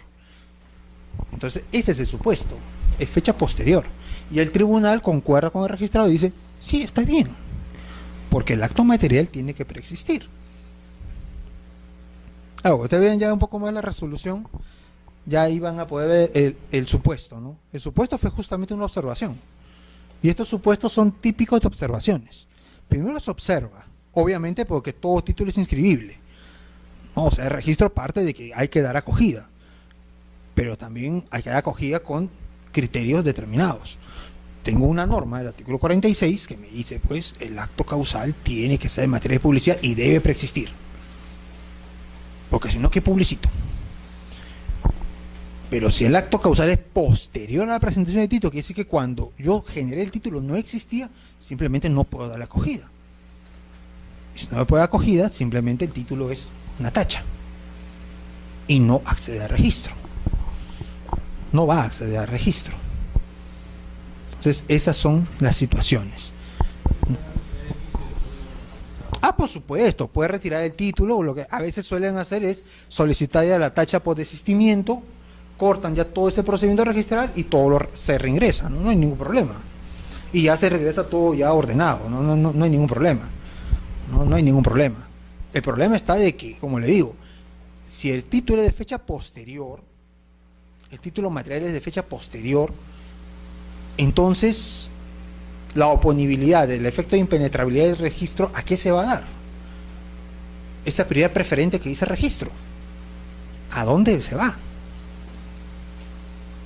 A un acto cuando no existía. Y ojo, todos ustedes saben que los efectos del registro, ¿a qué fecha se retrotrae? A la fecha de la acción de presentación, por regla general. Salvo el del bloqueo, ¿no? Que el bloqueo se cuenta a partir de la fecha del asiento. ¿No? En el caso de bloqueo es cuando se genera el asiento, ahí genera su oponibilidad recién. No de presentación, sino de asiento. Ahí el artículo 106 creo que el reglamento de predio se señala, ¿no? Pero esa es la excepción. Pero por regla general es todo asientos, los efectos de tensión se retrotraen a la fecha del asiento de presentación. Entonces, dentro de esa lógica, también aplicable a las independizaciones, está de que tiene que preexistir el acto. Si no preexiste, entonces es pasible de una tacha.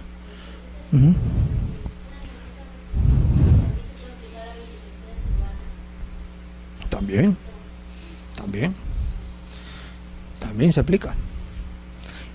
Es una disposición que, como le digo, parte de una interpretación del artículo 46. ¿No? El artículo 46 nos dice que ello tiene que publicitarse en función de ¿qué? De la existencia del acto causal. Como al inicio había planteado el ejemplo, ¿no? O sea, es imposible que alguien me presente a mí una minuta de una donación y yo le pida, oye, ¿sabe qué? Se ha equivocado acá, presénteme la escritura pública.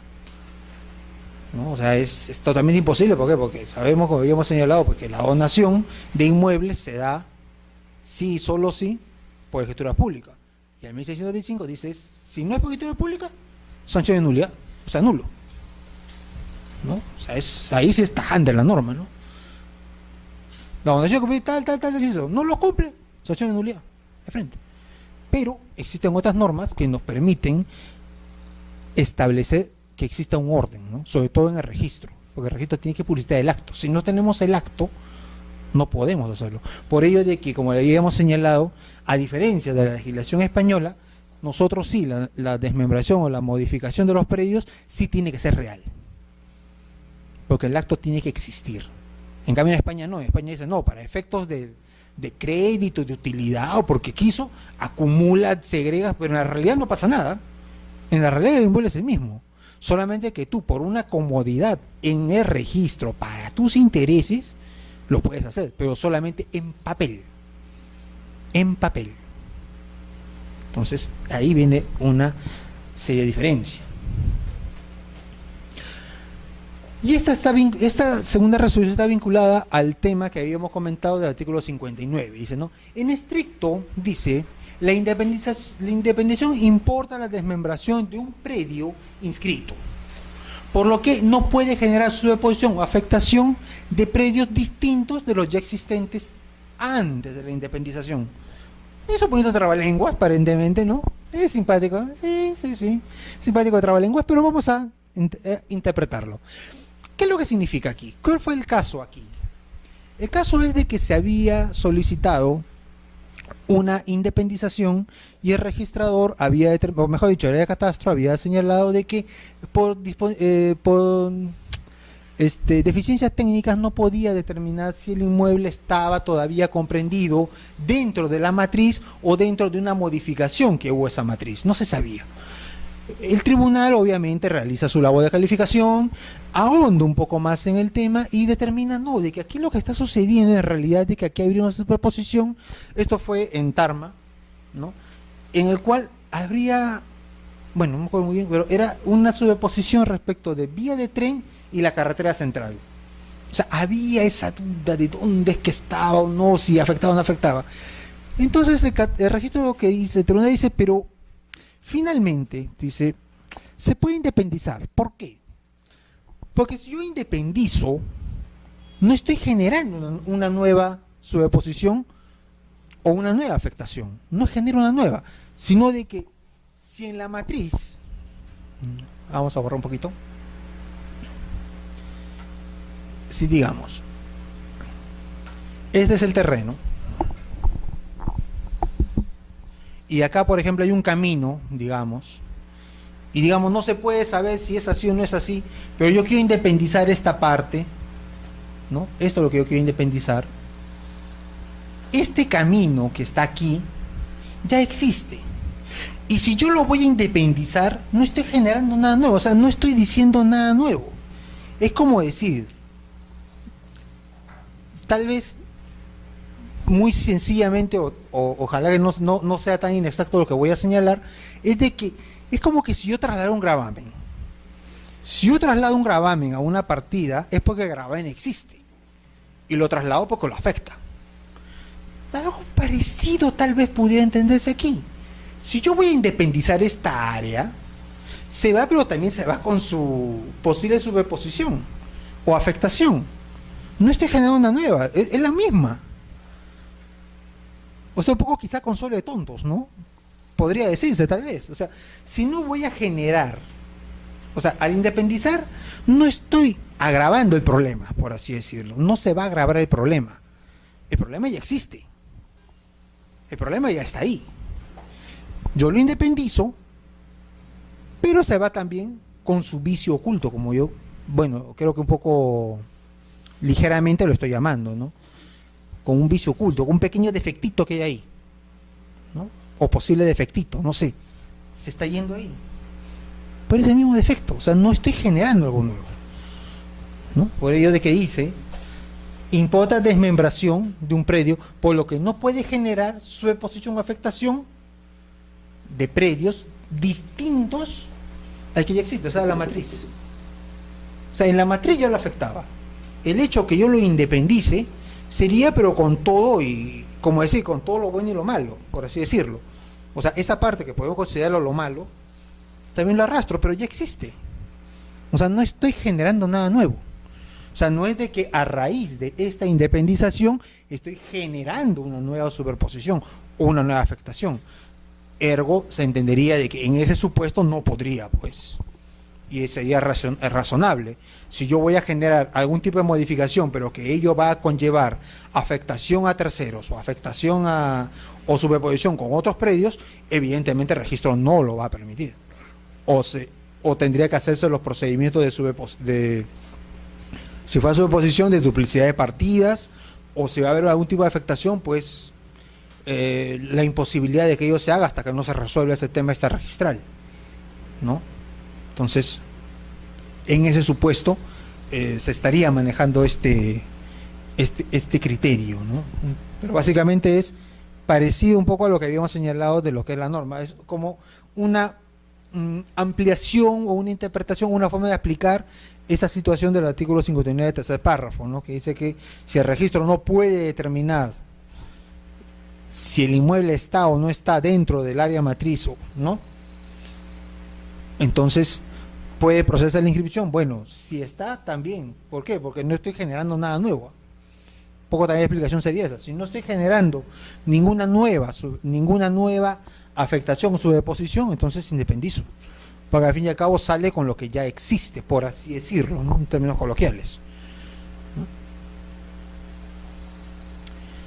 Y para terminar, creo que son las 9 ya, o quiero disculpen. Ya, está bueno. Vamos a avanzar. Entonces, vamos a ver ahora otra resolución más.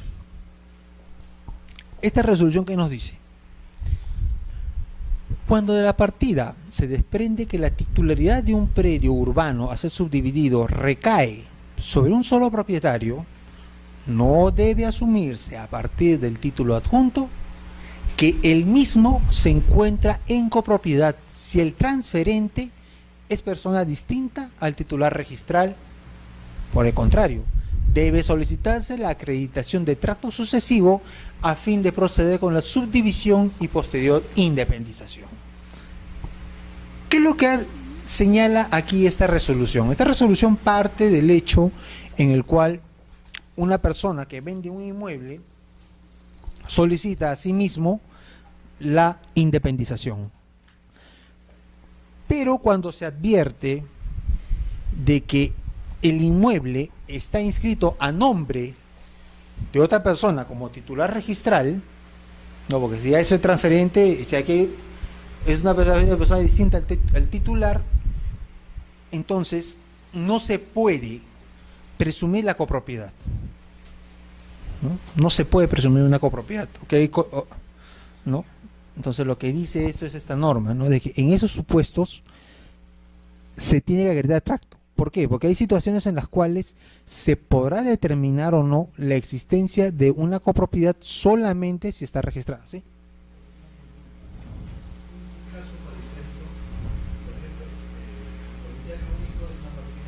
Uh-huh.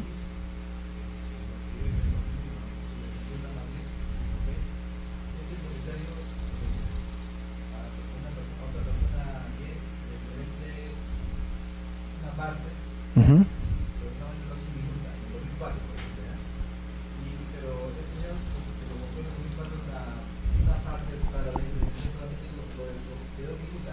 Uh-huh. Y en el 2007 el dueño, existe un dueño registral, venden acciones y derechos a otra persona y que se logra inscribirlo. Entonces, la persona que compró en el 2004 que nunca se inscribió ni como acciones y derechos, simplemente como minuta, ahora quiere independizar. Pero ya lo compró en el 2004 y en el 2007 se lo tenía como propietario de acciones y derechos de esa partida. Uh-huh. ¿Es lo mismo que sucede? No. No, en este caso lo que sucede es de que si en un título la solicitud de independización o de subdivisión es formulada por alguien que no viene a ser el propietario, no se puede presumir que existe una copropiedad, sino que en este caso lo que se debe solicitar es que se acredite el tracto, o sea, que quien aparece como titular registral se inscriba a la transferencia que le hizo a quien está peticionando, ¿no? O sea, si yo tengo el predio que es propiedad de A aparece como propietario y resulta que quien solicita la independización es B. Lo que en este supuesto se habría presentado que el registrado solicitó entonces que A intervenga, ¿no? Y dé su conformidad con la subdivisión, presume la copropiedad, ¿no? Pero en este supuesto lo que dice el tribunal es no, en este supuesto la copropiedad no va a poder presumirse porque tendría que estar inscrita. En todo caso, que B acredite el tracto de la transferencia de A favor de B para que B pueda solicitar como acto previo. Aquí estamos en un supuesto de acto previo. Porque aquí no solamente, y aquí es donde queremos llegar, es de que este supuesto no solamente es de que B es quien solicita y quien va a ser el propietario, sino que para que B pueda solicitar tiene que ser propietario. Es ineludible. Por ello tiene que presentar. ¿Usted quiere pegar su división? Muy bien, la observación ¿cuál va a ser? O sería entonces, bueno, señor B, ya que usted quiere inscribir esta subdivisión, como acto previo, usted deberá registrar su transferencia de A favor suyo. No, porque no hay copropiedad. El registro no empezó. Ahora, un poder podría ser, muy bien, pero usted tendría que haber intervenido aquí como representante. Y si no lo ha hecho, sería una situación similar. Me está cambiando la figura. Oiga, ¿usted quien solicitó? ¿Usted está representando aquí? Un momentito, ¿cómo es esto? ¿Cuál es su participación aquí? Si yo le pido aquí el tracto de A a B, tendría que traerme, pues, para subsanar el parte notarial conteniendo, pues, el título de dominio. Donación, compraventa, acción en pago, permuta, lo que fuere. Pues tendrá que traerme su título de propiedad para poder calificar y poder inscribir su derecho de propiedad y seguidamente su transferencia. ¿No? Entonces, aquí sería este el supuesto. ¿No? Este sería el supuesto. Si fuera copropietario, obviamente también tendría que traer su título de propiedad, en la cual él es propietario de un porcentaje del inmueble y siempre pues con la autorización de A. Ahí sí cabría que A, como es copropietario, porque se ha acreditado con el título, ¿no?, que le ha transferido una parte del bien, en ese supuesto tendría pues que A dar un escrito de consentimiento del trámite realizado. Claro. Entonces, en este supuesto, cuando sea una persona no propietaria o no titular del bien, lo que se debe solicitar o se debe acreditar primero es su dominio. Si no está inscrito, se puede solicitar junto con la subdivisión, no va a haber ningún problema. Pero tendrá que presentarse el título de dominio. Pero no vamos a presumir de que existe entre A y B una copropiedad. No podemos presumirlo. No podemos presumir que son copropietarios.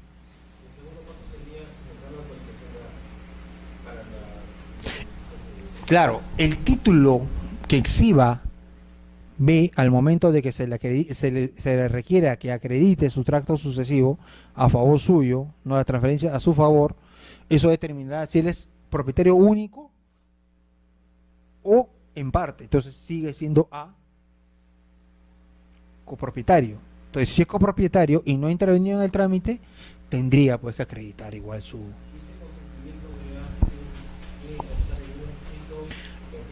Con firma legalizada, firma legalizada. Y eso sí puede ser posterior. Ese sí puede ser fecha posterior, ese sí no hay ningún problema. No tiene que ser anterior. No tiene que ser anterior, porque finalmente el acto que está aprobando es la subdivisión.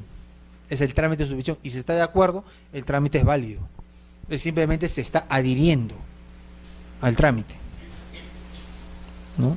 Y es más, dentro de lo que viene a ser el régimen de copropiedad, evidentemente quien hace un trámite tiene una situación, digamos, de un derecho a cobro a los demás copropietarios por los gastos que haya incurrido. Es obvio, ¿no? Si un copropietario es el que solo hace las mejoras, digamos, necesarias o útiles, evidentemente tiene derecho pues a pedir a los demás copropietarios que se les pague la parte proporcional, ¿no? Sobre todo en el tipo de, sobre todo cuando son las mejoras necesarias, por ejemplo, ¿no? Aquellas que evitan la destrucción del bien. Ahora, en este caso igual, ¿no? Puede también esto entrar en el tema de mejoras, dependiendo, ¿no? Dependiendo el caso, ¿no? Puede ser también una mejora, ¿no? Entonces, en ese supuesto se tendría que acreditar pues el derecho de propiedad, si es que le corresponde a B, ya sea total o parcial. Si es parcial, obviamente estamos hablando de una copropiedad y tendrá que presentar su documento de conformidad. Y en caso contrario, si él es B, B nada más continúa el trámite y listo. Bueno, señores, creo que hasta aquí nomás llegamos. Y a la próxima clase vamos a ver, empezar lo que es aspectos rurales, que estaba interesante. Y señores, muchas gracias por la atención. Entonces nos vemos para la siguiente clase.